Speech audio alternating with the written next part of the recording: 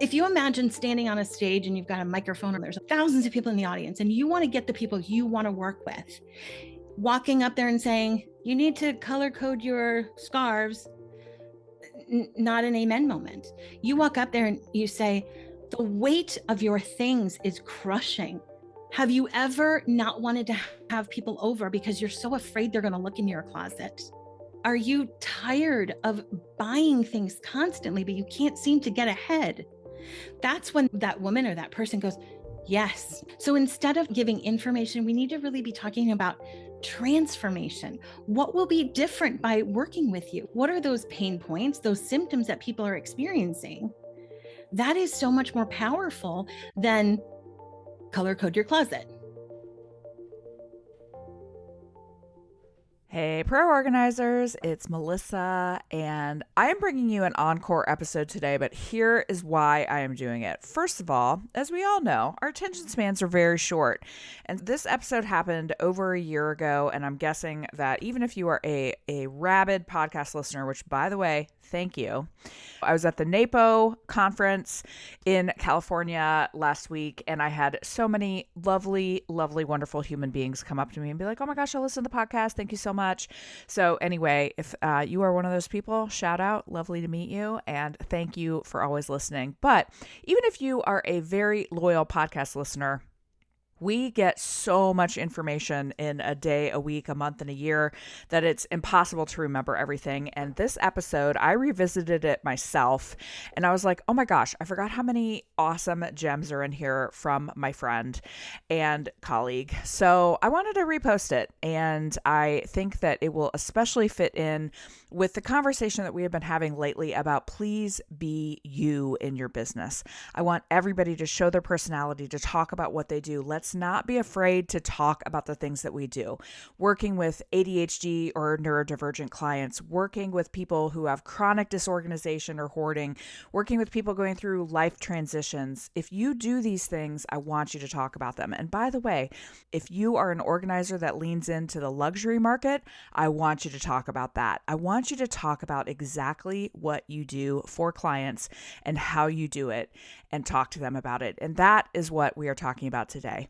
My friend Jen, lots of Jens here at Pro Organizer Studio, but this is a local friend of mine who runs a business called Everyday Style. She is a stylist for regular women, and she is one of the most brilliant business people that I know. I absolutely love her, and this episode is just filled to the brim with gems. We're talking a lot about social media in this conversation. And you guys know, as podcast listeners, I have feelings about social media and how organizers use it. And my main feeling is I don't want people to be overwhelmed by social media as the only vehicle to grow their business, because in many cases, it is not the vehicle that will grow your business. So what we're talking about in this episode is how to use social media more effectively. And the way we phrase it is how to right size your social media. So I am just going to go ahead and jump in. This, again, is an encore episode, but please, even if you listen to it the first time, listen to it again. I host this podcast, and when I go back and re-listen to an episode, I'm like, oh my gosh, I totally forgot about that. That is genius. So I had the interview, and I forgot stuff, and so even if you listened, I would love for you to listen again. Thank you, as always, for supporting the Pro Organizer Studio podcast, and we'll get started with my friend Jen Mary of Everyday Style.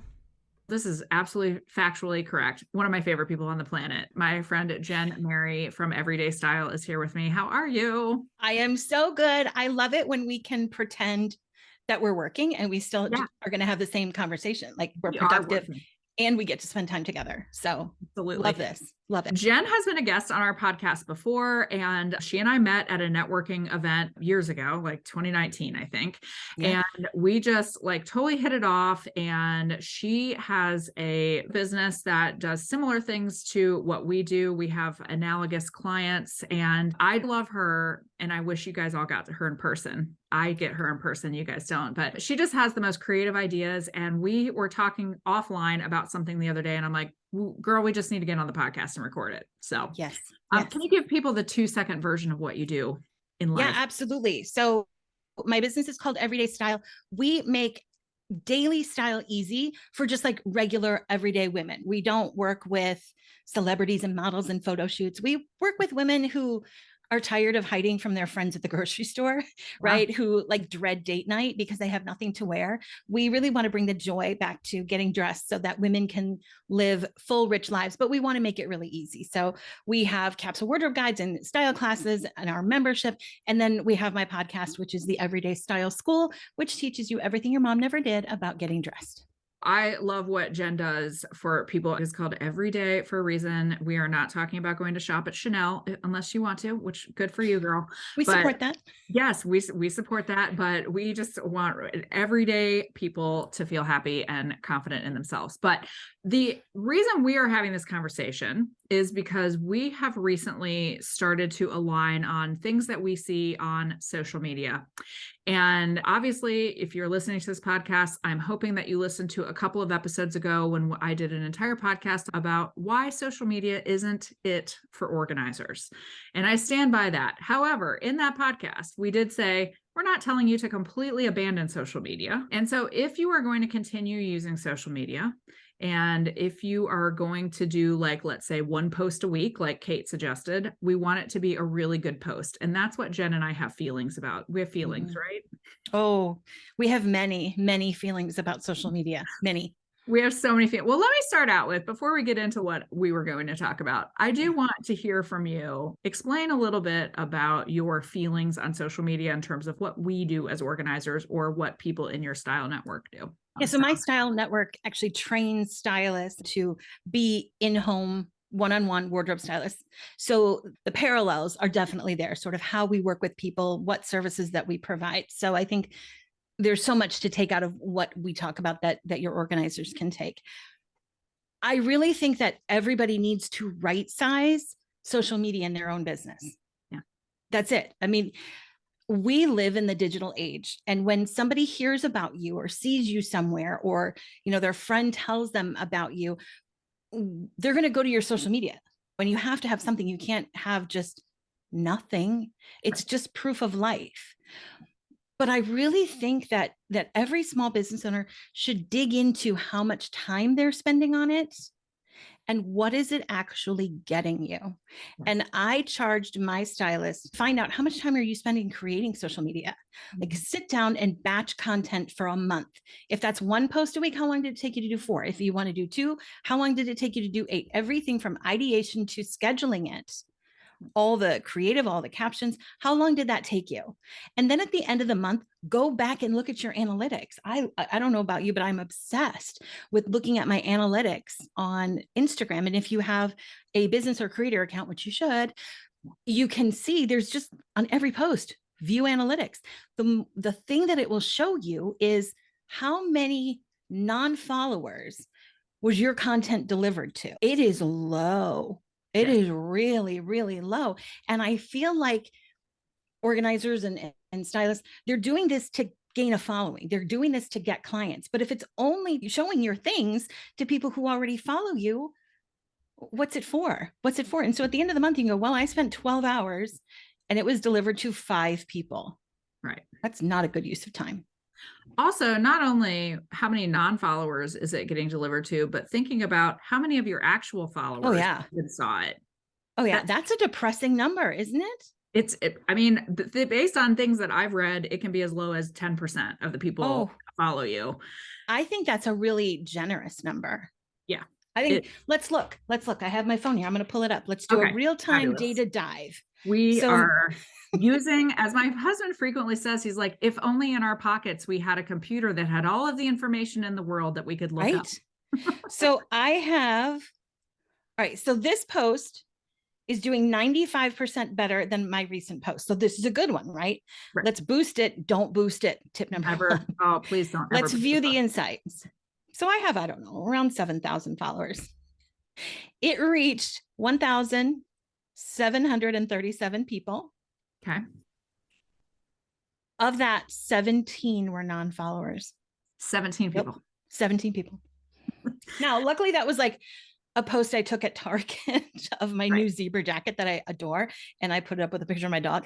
But that took me no time to create, but it did take time to schedule and write a caption and all that good stuff. For 17 people, did they even follow me? Did they take the next step? I don't know. So right size your social media. again, I would like to point out, and we talked about this in that podcast episode, it also depends on what you do for a living and what you're trying Yes. to sell your followers. Yes. Jen is selling global reach.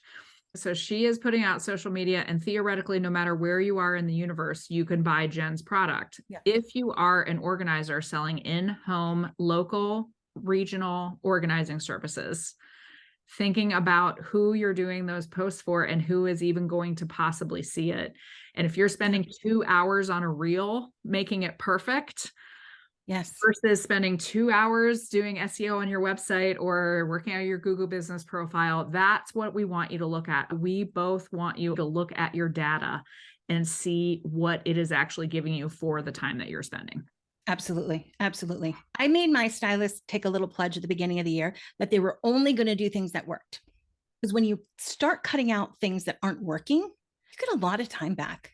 So much time. Yes. So much time.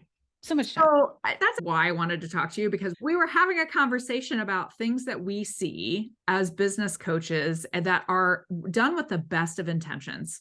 The people that we work with are just they are trying to do the best thing, but we see things and we're like, ooh, I wish that you would think about that. Is that a fair way to say it? Well, I think we say it a little differently. I think we say, please stop doing that. Please stop doing please just stop doing that. And we say that out of love, because again, we want people to do things that work. Yes. And stop wasting your time on things that don't. And frankly, a lot of the things that we say, please reconsider that, they're actually hurting you in yes. your business in the long run. It's not that it's just like neutral, they're hurting you. And yes. so we want people to stop doing those things. So I would like to submit to the court exhibit A of a thing that I see, and I know you see it in the stylists that you work with. So again, the people that Jen is training to be stylists are in-home, in a lot of cases, mm-hmm. in-home stylists. So doing the very similar things as organizers. One of the things I see a lot is we see DIY tips all the time. Yeah. So people feel like I need to tell people how to organize. But in fact, that does the complete opposite. So I assume you see the same thing. I do. And it does the opposite on a lot of levels, actually. I mean, let's just talk about the first thing, that you are teaching somebody not to need you. More information you give them. And the reality is you could give them tips all day long. And we both know it's not about the tips. Right. I actually said to a business consultant the other day, I said, it's not ignorance, it's overwhelm. I know how to do things. It's just I don't have the time. Right. So in that respect, you could give them tips all day long and they still wouldn't be able to do it themselves. But what you're giving them is confidence that they could. You're not talking about the fact that it isn't a lack of knowing how to fold your sweaters or, get rid of papers or whatever it is. They know that. But what you need to be speaking to is the bigger thing of why they need you. And I'm going to get a little deeper than maybe you thought we were going to talk about. But what's happening on a psychological, the actual brain chemistry level, is your brain has to make so many decisions a day, right? It takes in so much information that it is processing things really quickly.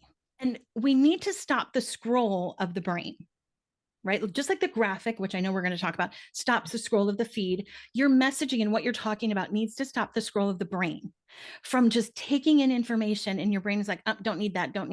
That doesn't affect what I'm cooking for dinner. That doesn't affect what my finances, whatever. We have to interrupt that. Information doesn't interrupt that brain scroll. It just doesn't. What you need to put out there is things that move people.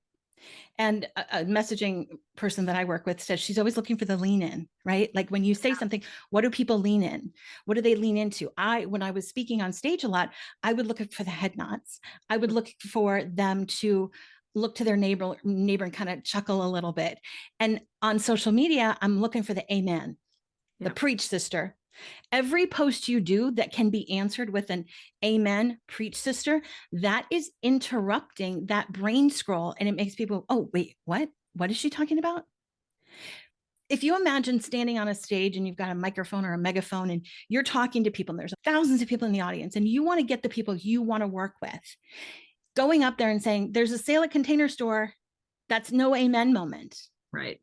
Walking up there and saying, you need to color code your scarves, not an amen moment. You walk up there and you say, the weight of your things is crushing. Have you ever not wanted to have people over because you're so afraid they're going to look in your closet? Yes. Are you embarrassed by what's under your bed currently? Are you tired of buying things constantly, but you can't seem to get ahead? That's when that woman or that person goes, yes, that stops the scroll. So instead of giving information, we need to really be talking about transformation. What will be different by working with you? What are those pain points, those symptoms that people are experiencing? That is so much more powerful than color code your closet, Right. which I inherently disagree with anyway, but that's a different story for another day. When I talk to my stylist about not doing so much informational content, everyone says to me, but they need to know I'm the expert. That's where this comes from, is that we feel like they need to know we're the expert, but our expertise comes from them knowing we understand the problem and we know how to fix it. And we hear things that are Yes. just in their head that they think Yes. maybe no one else hears. Yes. That is what the actual magic is. Yes. I was playing with ChatGPT yesterday, which is so hilarious. It is. But if you can go on ChatGPT and say, give me 5 tips for organizing a bedroom, Yep. it can give you 5 tips for organizing a bedroom. Yep. If you say, how do people feel about their clutter? How is clutter ruining their lives? What is being disorganized costing people? How It is can't clutter really do ruining- that. No. Also, just really, really hitting on the actual problems our clients have. When you think about, like if you're styling someone's wardrobe, it's probably about body image. It's about how a Yes. woman feels about herself. If you have an organizing situation, thinking about, hey, how many times have you and your partner gotten in a fight because of Yeah. the state of the house? Yeah. How many times have you yelled at your kids because you stepped on Legos and broke your foot? Like all of those things, you're exactly right. Those feelings and those things that we know. How many times a day do you feel overwhelmed? We can give you 1,000 things, but it's not about the tip. It's about the feeling. You've got to be tapping into that. And that is what stops the mind scroll, that makes people go, wait, oh, she's talking to me.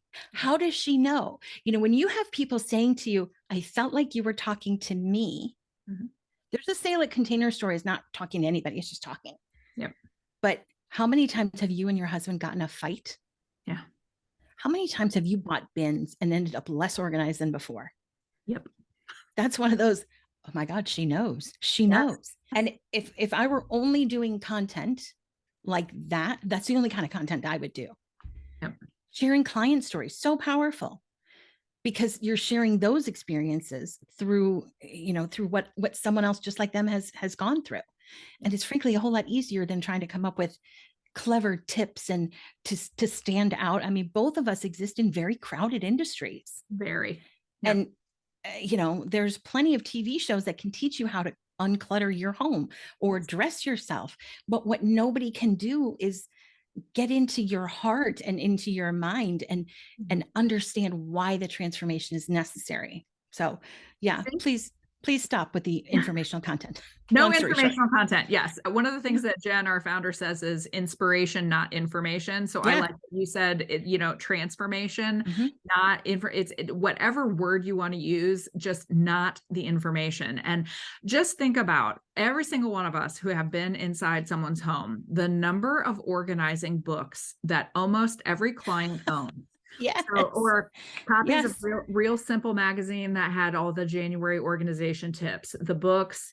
I mean, I have a picture that I have shared before a long time ago about this giant pile of stuff. And at the bottom of it was Marie Kondo's The Life-Changing Magic of Tidying Up. And I'm like, this is a metaphor. Okay. Yes. The book was at the bottom of the pile, you guys. So there are a million resources out there that have information. Our clients are not able to act on that. And so giving them that feeling of like, oh, I got you. I can act on it. I can make your dreams come true. I can make your organizational dreams come true. That emotion is where you get people. Without a doubt, 100%. I also just think about too, like when I'm scrolling through, what do I stop for? Why wouldn't I also then go create some of that content? I am never going to stop on a picture. And this is another one that you and I enjoy equally. An Instagram post that has 200 words on it. Yeah. They may be really great words. I'm never, ever going to stop and read. If I wanted to read a book, I would not be on Instagram. This is very true. Very true. Very true. Even Should we better talk when about that one? a carousel of 8 different things I'm supposed to scroll through, all of which have many, many, many words. That's Yes. not a hot button for me. Yeah. It's funny because carousels are doing really, really well for me right now. Like that is the thing that is doing well.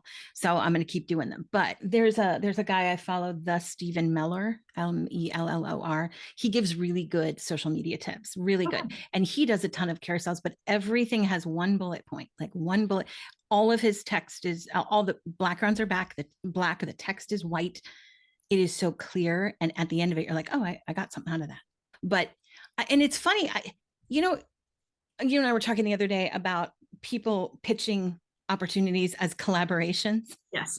Like that word does not mean what you think it means. Right. But I wonder, like, who is out there right now telling people to do this? There has to be somebody, because I've seen it so often. And I don't know if there's somebody out there right now telling people to put all the words on an Instagram graphic, because so many people I follow, and I've started following a lot more small businesses and local businesses. Is there somebody out there telling people to do this? Because maybe it's always been there, but it seems that people want to put all the ideas, the caption, all the details of the event, all the ways you can work with them, whatever it is, right there on the graphic.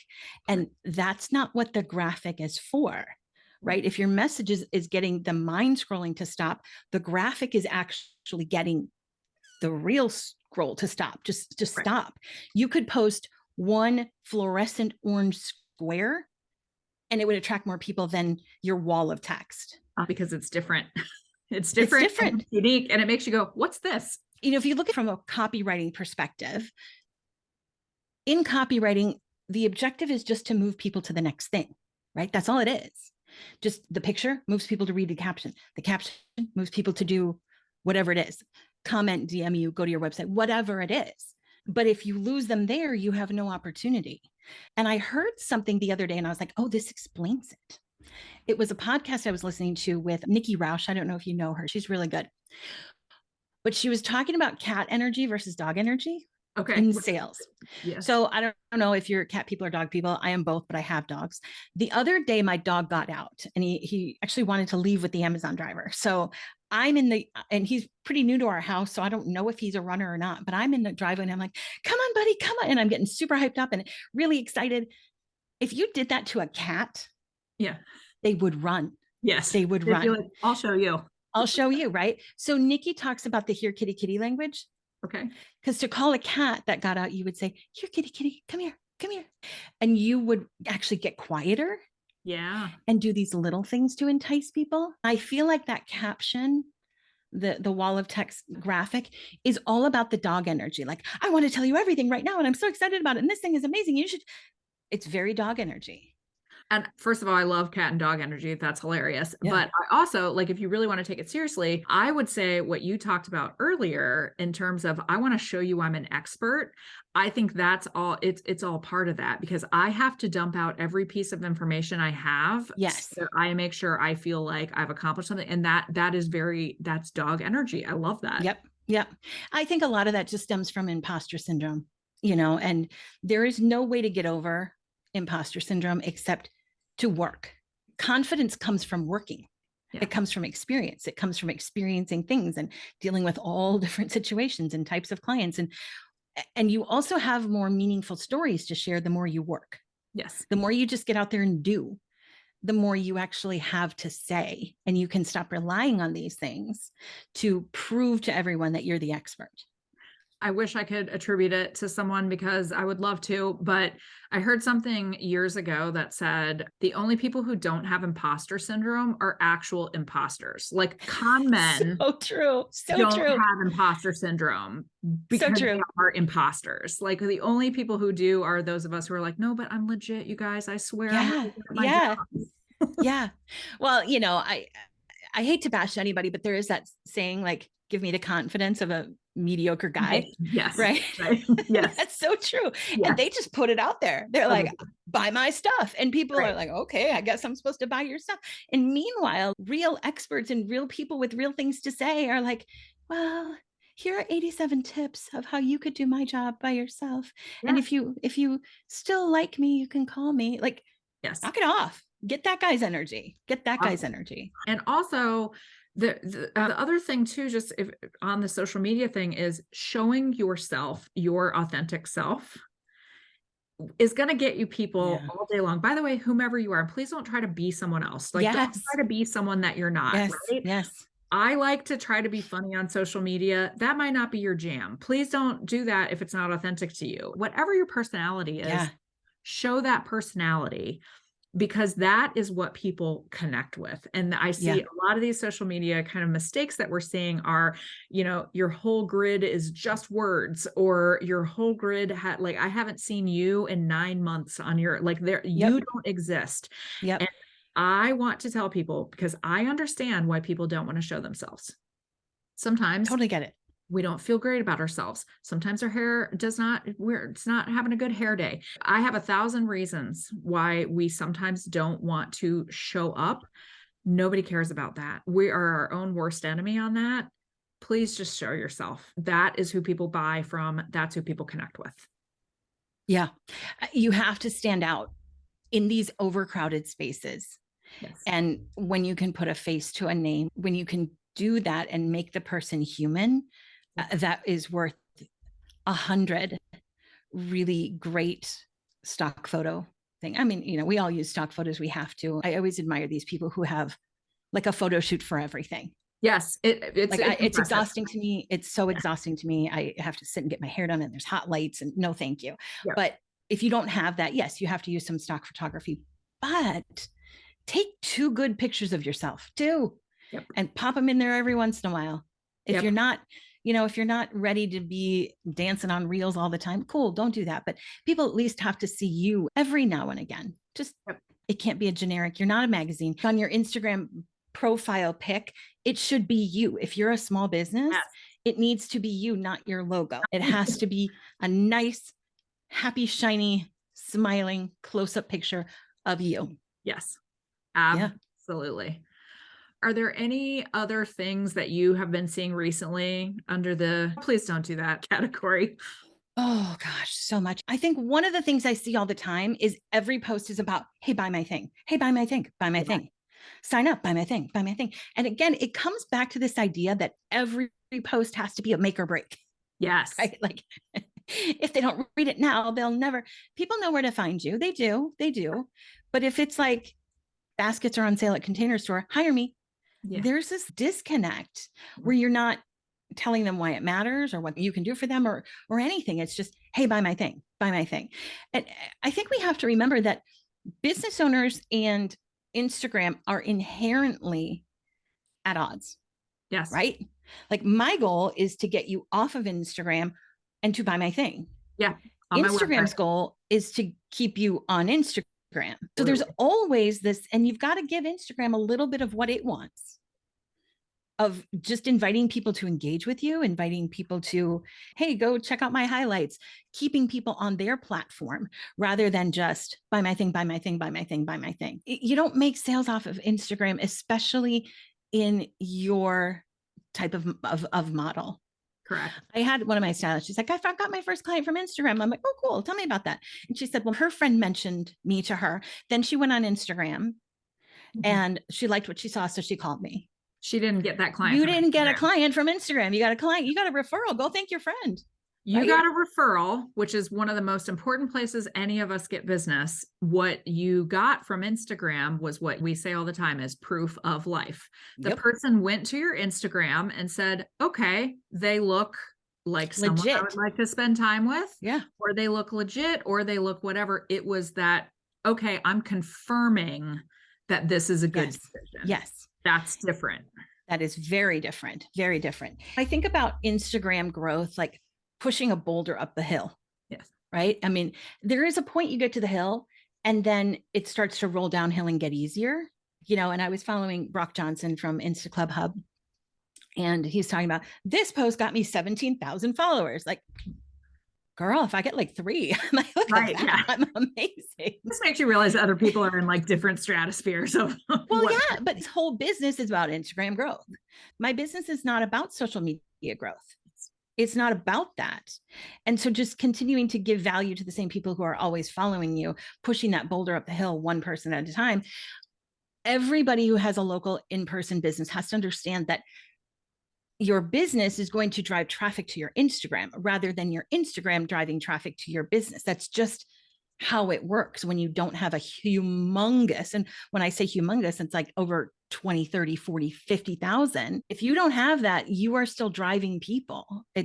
You're still pushing that boulder. So spend time offline gathering people on your email list that you can then send to Instagram. I also know, I mean, I have actual data-driven examples of organizers who do have 20,000 followers who still are not, their clients are coming from Google. Their clients are coming from, their clients are not even with that amount of a following.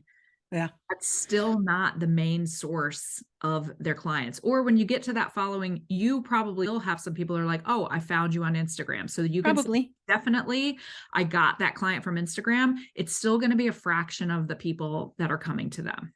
Without a doubt. I mean, if you're doing like local in-person stuff, how many of those 20, 30, 40,000 people are in your local area? Right. Probably. I mean, how many of them could even work with you if they wanted to? Then what are you doing it for? Right. I think Instagram followers and any social followers, it's such a vanity metric. It is. It's such a vanity. And I know I've told you this story before, but it's still my favorite. I was on a podcast. She invited me to be on her show. And I looked at her Instagram. I'm like, oh my God, her following is huge and mine is tiny. And then I got in my own head about it. And I was like, why would she want me? I'm just this little thing, blah, blah, blah. So we do the podcast. And then, we end recording and we're chit-chatting. Yeah. And she said, my husband tells me if my business doesn't make money this year, I have to quit. And I was like, whoa, my bills are paid. Yeah. All my family's bills could be paid. Like, yep. We're fine. We're fine. Yep. And then my favorite messaging guy, especially for online businesses, is Brandon Lucero. And he said that when his business had their first $1 million year, he had 7,000 Instagram followers. Whose business do you want? Yeah, do you absolutely. want the one with 7,000 followers and $1 million, or 30,000 followers and no bucks? I'm gonna go with the first one. That is one of the biggest misconceptions that we have in general about any sort of social media, is like the person who has 20,000 Instagram followers, she must have 2,000 clients a month. Yes. And a team of 40 people, and she's making $1 million a year. Maybe not. And we associate, because of that vanity metric, we associate success with that following. And I have done comparisons of, there are people I know in the KonMari universe who are masters, the highest level you can get, which means you have worked with the most number of clients, who have 200 Instagram followers. One of the most successful organizing businesses I know, she has 249 Instagram followers, but I'm telling you, she's booked all week, every week. There is not that correlation. No, it isn't. Do you think that comes from your follower number being a public number? Yeah, absolutely. Because nobody knows how big my email list. Correct. My Instagram following is embarrassingly small compared to my email list. Guess which one brings me money? Guess which one grows my business?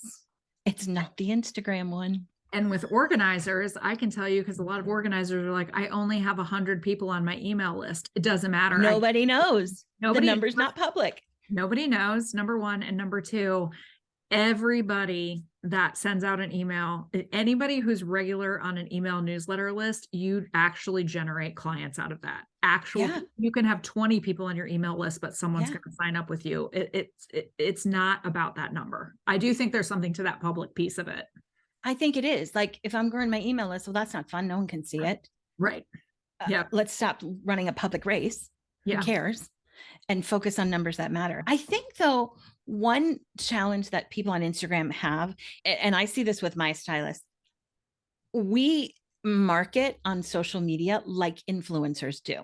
It is a completely different business model. Now, mine is more in that sort of influencer space, right? Like, all I do is digital stuff globally, whatever. But for my stylists, they're not influencers. Yeah. They don't even have LTK and, sort of the brand partnerships. That's where those influencers, they need a big audience, because that is where they're making their money.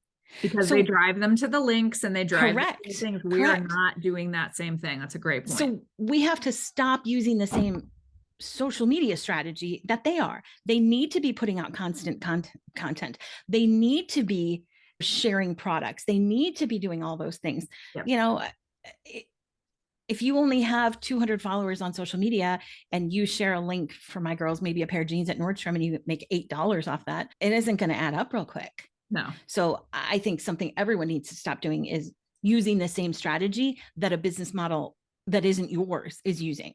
I want to go back too to something that you said earlier about, we're constantly asking people to buy things. And I get it. We want clients, we want, I want our schedules to be full.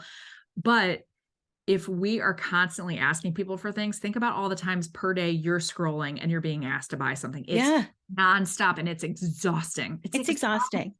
And I get tired of it. And so just asking people a question, hey, how's your week going?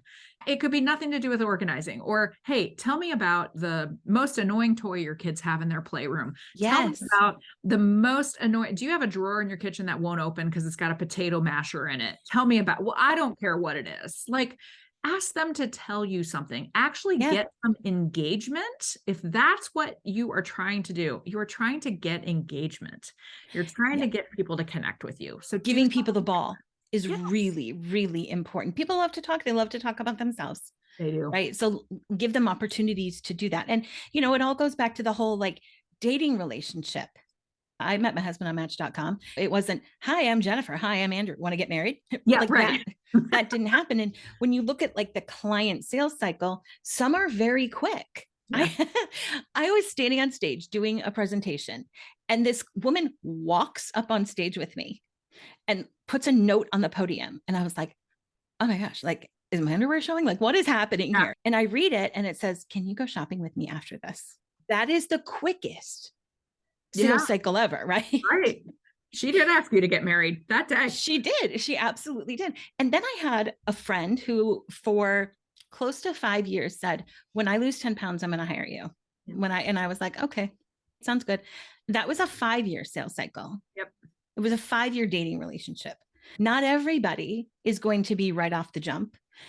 Most people are not. And I think if we can just be cool, be a little more cat-like about the whole relationship, you can be in my space as long as you need to figure out if I'm the right person for you, without feeling like you're going to be harassed to hire me every time we see each other, every time you see a post, because it is just going to get filed into, no, I don't need an organizer. Unless you have posts that tell people why they need an organizer, they're never going to get there.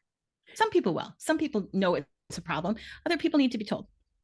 Also, I think that there is a beauty in, there's actually a reverse correlation of when you stop trying so hard. Yes. It's the cat energy. If you constantly are selling and call me, I'm telling you, if you were just chill and acted like you didn't care, that's another dating analogy. Act like you don't care. Yeah, but that's true. That's that sort of desperation. Yeah. Desperation. When you're not asking people to hire you all the time, they think, well, maybe she's busy with other people. Maybe she's just working, living her life. If you're bugging people to hire you every day and giving discounts every day, can we have people stop that? Please don't. Please stop doing that all the time. It reeks of desperation, and no one wants to hire the desperate girl. Yeah.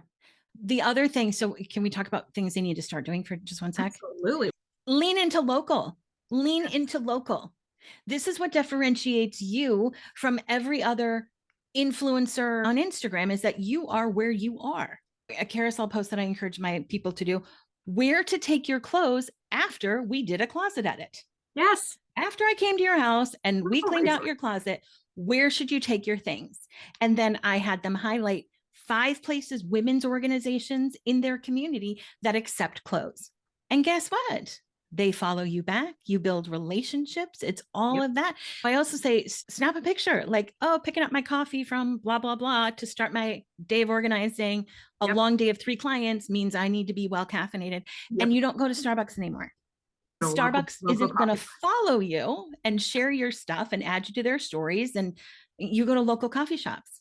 It's just, again, just do things like in the moment. It does not have to be planned in advance. So I have a number of times when I am in line at the donation place with a car full of stuff. Yes. I take Yes. a selfie with the giant pile in the back of my car. And then I'm like, oh my gosh, doing another client drop off or whatever. It does not have to be complex. It does not have to be overthought. It can be as simple as, hey, I want to give people the idea that someone hired me to clear this amount of stuff out of their house. And by the way, a service I offer is dropping off all of your stuff at donation. You don't even have to do it. And if you're afraid to be on camera for a reel, just film the drop off line, right? Like there are some, my best performing reel lately, I was walking through a Target parking lot. I put it over the sound of Taylor Swift. This is why we can't have nice things. Yeah. And it was me in the slush because, you know, in Minnesota, you can't have cute shoes in the winter. You just say goodbye. Yeah. And I was talking about how your style has to be practical for the way you really live. So I have just really leaned into sneaker boots and cute, like weather boots, not just cute booties that I'm going to fall on and break an ankle and ruin. And it took me all of 5 seconds to film my feet walking through the Target parking lot. My best performing reel of all time was a Target clearance rack. And it was the Justin Bieber immediately now. Oh yeah. Which is like what I needed to see sounds. Immediately now. Yeah. And all it said was the clearance section is the problem, not the solution. Okay. I mean, there's so much you can do. And I find the best stuff is really the off the cuff. But leaning into local is something that every in-person business owner needs to be doing, because when anybody in your community, in your area says, oh, my house is such a mess. Oh, have you talked to Melissa? You need to call Melissa. Yeah. You need to be that go-to person. You know, I think somebody out there has the course called 5 Mile Famous. Oh, I've never heard of it. Yeah. Your goal. And that's what I talk to my stylist about. Your goal should just be 5 Mile Famous. Draw a little circle around your house and get 5 Mile Famous. That means that you are going to those chamber meetings you don't want to go to. You are building partnerships. I encourage my stylists to build partnerships with photographers, with organizers, with hair people. Who is a good complementary adjacent business? Follow all those people on Instagram and just get 5 Mile Famous. For a local business, that's going to do a whole lot more than your complicated, overly styled Instagram feed. And I think that there's a misconception that because Instagram used to be, you had to be perfectly curated. You had to have a professional level photo shoot. That's not what Instagram is anymore. No. And that's actually part of the problem is Instagram is changing all the time. And therefore you're constantly on the hamster wheel of what do they want this week? A 10-second reel, a 1-minute reel, not reels at all. We're going back to pictures. Nope. Now we're on carousels. That's part of the thing, but you don't have to be as buttoned up as you used to have to be. Oh, without a doubt. If I'm not perfect, if I don't have the right background, if everything's not a perfect puzzle grid, I don't want to post this because it's going to mess up my grid. I mean, the things that do the best are usually the ones that really stand out. But I think there's an interesting point in that.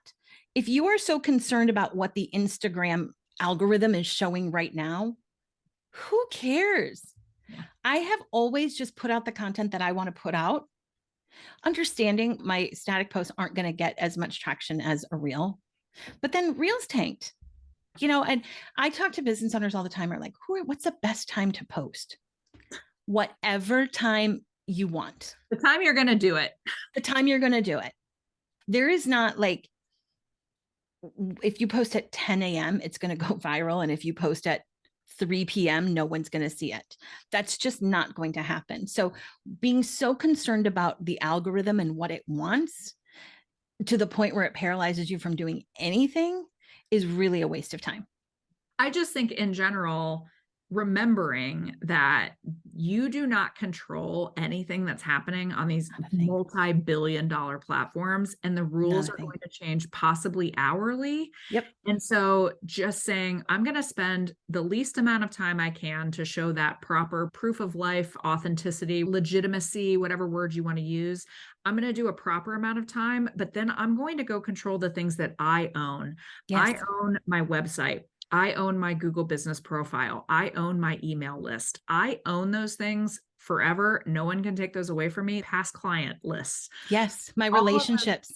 Yes. My partnerships. I told a story about now I'm getting totally off, but I want to say it. I told a story about my handyman, who's one of the best people on the planet. He texted me one day just out of the blue and was like, hey, my schedule kind of cleared up this week. Like I really don't have anywhere to go. Do you have any projects that you feel wow. like having me do? And I go, yes, indeed I do. I hadn't thought about Yeah. my handyman in weeks. Like Yes. I wasn't sitting here going like, I wish Kevin would get back to me. I hadn't thought about Kevin. Right. Yes. And so Kevin texted me out of the blue. I had him hired. He was at my house 2 days later with a full day of projects that otherwise he would have been sitting at home. Your past client list might be the most valuable thing. Oh, I don't know if you even know this, Melissa, but at one point in my career, I was the business manager for a hair salon chain, a weird little detour. And one of the things that we talked about all the time for a stylist to build their business, a hairstylist, the most important thing is pre-booking the next appointment. That is the most important thing. Because then as you're growing, you're adding and you're adding and you're adding. When I was one-on-one styling, I used to send the little reminder cards like, hey, I'm more fun than the dentist. Does your closet need a refresh? But I would also try to get them to book that before I ever left. Like, hey, all right, it's March. Should we be looking at October to tackle the rest of your wardrobe? Yeah. And maybe not everybody did it, but enough did that I always was looking ahead to a calendar that had something on it. No social media required. One of the things we just want to do, and I think you and I align on this, is we want to take the pressure off that people are putting on themselves. Huge. That this is how I have to do things. And I must be spending 17 hours a week working on this. And one of the saddest posts I ever saw was someone that said, I just spent 2 hours making a reel. I don't want you to spend 2 hours making a reel. I want you to spend like 10 minutes. Like, I just want you to release the pressure off of yourself. Yeah, and doing things that matter. Do things that matter. Spend that extra 2 hours. Could you have gone to a networking thing? Could you have contacted past clients? Could you have written an email, a really good email? Yep. I bet you could have, because all of those things in our community, we talk about RPAs, either revenue producing activities or even just results producing activities. Yep. Mindlessly posting on social is not on my list of 10 of them. Right. I just have 10 things. Like if you're sitting there, you're like, I don't know what to do. I'm stuck. I have 10 things you can do. Yes. And mindlessly posting on social is not one of them. Posting client successes is, to me, post client testimonials. You should always be getting those, sharing that. People want to know. If you want people to know you're the expert, let other people tell them. Absolutely. Oh my gosh, Melissa changed my life. Yes. That's something I'd be like, oh, okay, well, maybe she could do the same for me. Yep. Do you know what I posted one time that this is actually one of the nicest things anyone ever said about me, was she said, I've done the cost benefit analysis of you versus my therapist, and you're less money and you get better results. Like, okay, that would be a graphic, right? Your brand color with just big white things, big white letters. You're exactly right. Post the things people say about you, because that is absolutely, it's not about what you say about yourself. It's about what other people say about you. And if you have those comments, keep a Google Doc. Yes. Or a spreadsheet or something. And then also when you're feeling terrible about yourself, because we all know as business owners, I can just come out of the blue. Like, I'm having a great day. Oh, I suck. No one wants me. Then you can go look at your Google again. You can go to your Google Doc. You'll be like, oh no, people do like me. Okay, I can keep going. Right. And then that to me is, in my business, we talk about 24 karat gold, right? Mm-hmm. We have a lot of nice comments. I'm like, I only want the 24 karat ones. Like, I really like your capsule. That's like 10 karat. We're not post that 24 karat stuff. That's like, oh, so good. All day, every day. I feel good enough about myself to leave the house. I finally feel like I can be in pictures with my kid, or I finally feel like people can come over to my house and I'm not going to be embarrassed, whatever those things are. And then you don't have to put their name on it. You don't have to worry that you're violating their confidentiality, ask their permission, whatever that works for you, but put the comment up. I do initials. And if you change the initials, also no one will know. I mean, I always only use reviews that are true. I'm not going to make them up for myself, but I really respect my client's privacy. And if there's something, someone wrote me a thing about how it changed her marriage because she finally wanted to leave the house with her husband again. I am not going to be like, well, that was Lori Smith, nobody. Lori Smith, Green Avenue, Newport, Rhode Island. Yeah. No. Send her a message. No, you can change somebody's name if you need to, or just use their initials. But that is the kind of content that makes people go, oh, I want that. Oh, I like that. It's the lean in, it's the amen. Those are what we're looking for. And along with that, one thing that everybody should be utilizing, and I'm not, and after we finish this, maybe I'll go do it. Everybody should be utilizing the pinned posts. Everybody. You can pin 3. One should be like a, hey, hi, I'm Jen. Here's all about me. You know, if you've got something going on, if you are promoting something, if you have, you know, a spring cleaning special, whatever it is, there you go. And then one of those amazing client stories. Yes. So then regardless of what you're posting, people can always find that on your feed. Yeah. And then, you know, if you want to do a post about your spring special, go check out my pinned post for more. And you don't have to continue to say, buy me a thing, go to my website, buy me a thing, buy me a thing, buy me a thing. And so what Jen is referring to is at the top, you're allowed to pin 3 posts to the top. So they see something they like, they go to your grid, they will see those 3 pins first, no matter what you have posted. And you can there are people that get really creative with those. I've seen really beautiful ones where the grid is very cohesive, but those pin posts like make one big thing. I've seen lots of things that I like in that pin. Yeah. That's great. It's really, so I know we don't have time for this today, but the whole like 9 grid thing of a completely static, unchanging 9 grid, which is basically 9 pinned posts. And you can do stories, you can do reels, you don't share them to your feed, but it totally tells your brand story and goes through, it's a funnel. If I were starting out, or if I had a local business, that's what I would do. To me, it's more of a set it and forget it type of way of doing Instagram. It's so brilliant to me. And it puts social media in its proper place. What do we want it to do for you? We want it to show who you are. We want to show your personality. We want to show people how they can work with you. We want to show them why they should work with you. We want to tap into that local expert thing. We want it to be visually interesting enough to do what you said, which is stop the scroll. We want you to use it in a way that actually helps your business versus the way that you think it might help your business, which actually doesn't. So I just want to share the little clip that I shared with you the other day over text. So I don't know if anyone has seen the movie Bee Movie, the cartoon with Jerry Seinfeld, where he's a bee, but there is a scene where he is trapped in someone's house and he's trying to get out and he bumps against the window and he goes, oh, ow, what was that? And then he just starts going crazy, ramming himself against the window going, this time, this time, this time, this time. And I think a lot of us feel that way about Instagram or about social media. Like, this is a post that's going to do it. This is the one that's going to get traction. This is the one that's going to get clients. This time, this time, this time. That window is always going to be closed to that bee. Always. Yep. He's got to find a different way out. So when you find yourself banging your head against the Instagram wall, I just want you to remember Jerry Seinfeld in the Bee Movie, and you can go watch the clip on YouTube. It just makes me laugh. It's 7 seconds long. I think it's very short. It is very easy to watch. I will link it in the show notes because it is that good. When you sent that to me the other day, I'm like, this is brilliant. And it really is just like a simple description of, I'm just going to keep trying to do this thing over and over again. It keeps not doing anything for me, but I don't know what else to do. I don't know what else to do. But no one post is ever going to be that viral moment. It's just, the reality is it isn't. And those informational how-to DIY tips, I would bet $1 million that will never be the thing that makes you famous.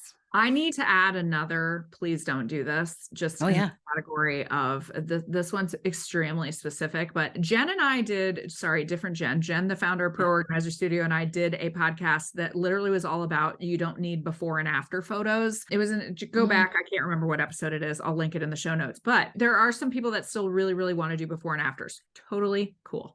Please do not put the before picture first. Please. Oh, interesting. The after picture first. Because what happens is when you put the before picture first, I understand theoretically it makes a lot more sense to it's a cause and effect. But what happens is when you talk about stopping the scroll, you're not going to stop the scroll with a picture of a room that stresses people out. Okay, so one of my tasks today, we just finished a 2-week closet edit clean out, our annual closet clean out. And I'm going to take the 10 most transformed closets and do a reel out of them. Yeah. And you just changed that post for me. So thank you for that. I learned something new today. Welcome. And I say this as a consumer because I will see them and I'll be like, that is a really unattractive space. And I understand then you scroll to the like, ta-da, this is what it looks like. But my immediate reaction is extremely negative. And so again, on this inspiration, I want to show you the inspiration of what a stunning closet looks like when it's done. And man, you should see what it looked like before. Boom, here it is. Ooh, you can still remember that transformation. Yeah. You can even scroll back if you needed to, right? I mean, you can watch it again. So my question for you is, what do you do when people don't have like these Pinterest worthy homes? Do you know what I think? A lot of people are hesitant to post photos that show how real people live. And I think we should all be showing how real. Let's normalize real bedrooms. Absolutely. So it's interesting you say that. I did a post once about like, oh, you think a professional organizer is perfect all the time? No, this is what my kitchen looks like on Thanksgiving Day or whatever. I like that. I like that one. Like if you do not have everything Pinterest worthy, like you said, Instagram worthy with you're just trying to show an example, Canva, Unsplash, there are just stock photos you can use that will still make the point of what you're trying to make. It's about the story. It's not necessarily about the picture. And you're not purporting that is a picture of a house that you actually organized. Okay. I've actually told people before that if client confidentiality is a big deal, you can just say, I don't show pictures of client houses. Because I just don't think that I like everyone to have their privacy. So sometimes I'll show a picture of my own house of a space that I feel, compelled to share at whatever. But sometimes you can use a stock photo and then just have a really compelling caption about what the point is that you're trying to make about that space rather than this is a kitchen that I did. I don't love know if it. That's a question. No, that does. The other thing I found a lot of times women in my membership group will post pictures of their outfits and I really want to share them, but they're not taking pictures because they're professional photographers. So they're really dark. A little Lightroom goes a long way, a long way. So yeah, run them through, and we're not photoshopping people. Right. Exactly. We're not like pulling a Kendall Jenner and like, doing major Photoshop work on ourselves. But I just think that we feel like we get so caught up and I have to show, this goes back to what you were saying about, I have to show I'm an expert. I have to show all the spaces that I have done myself. Otherwise people will think that I'm not good at my job. And I've never really done that. And I'm just talking about my own organizing business. It hasn't hurt me.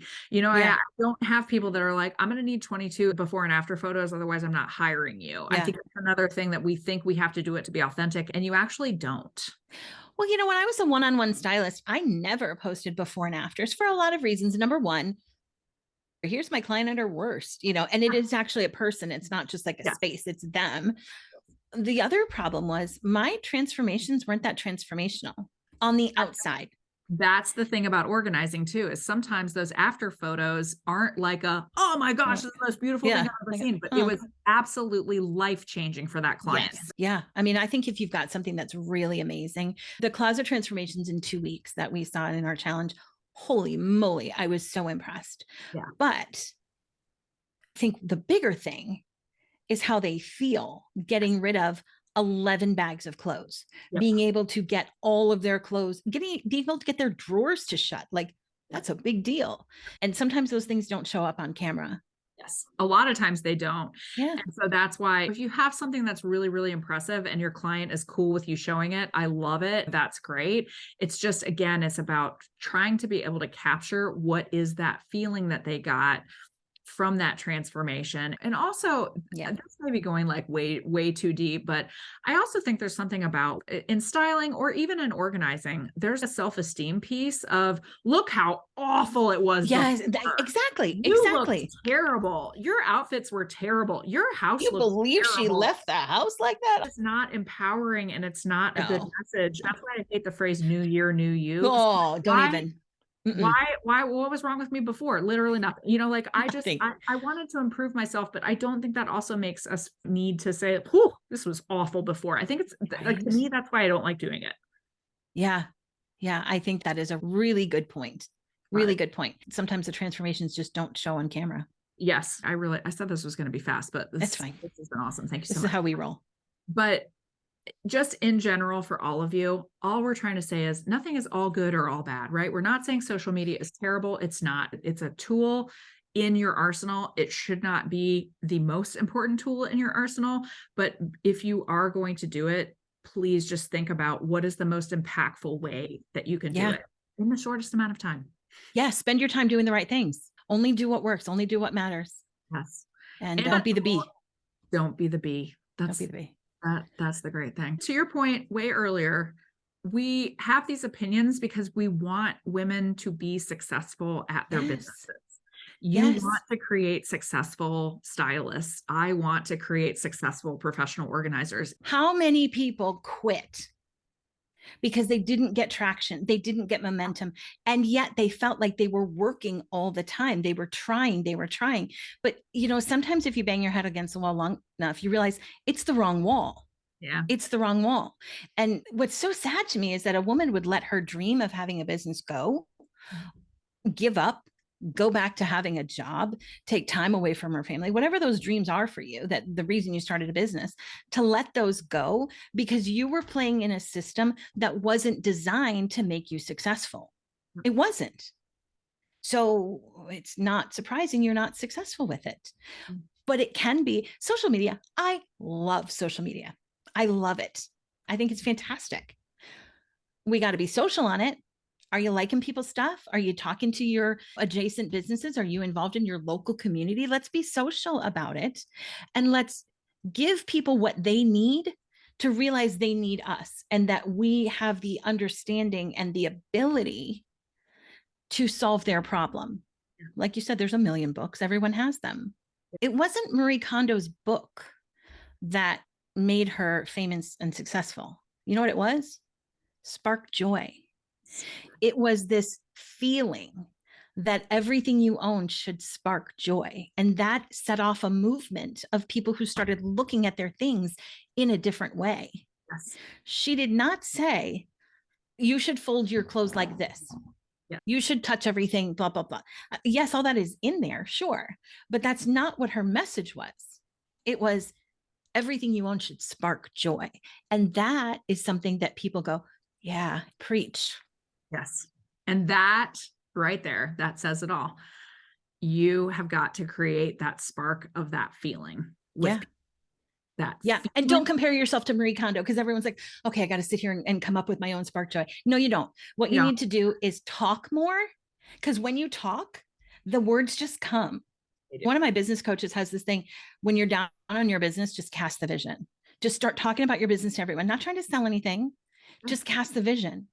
Yeah. And if that doesn't get you excited, quit, right? Like if you talk about the impact you have on people's lives and you're like, oh, I don't want to do this again, just stop doing it.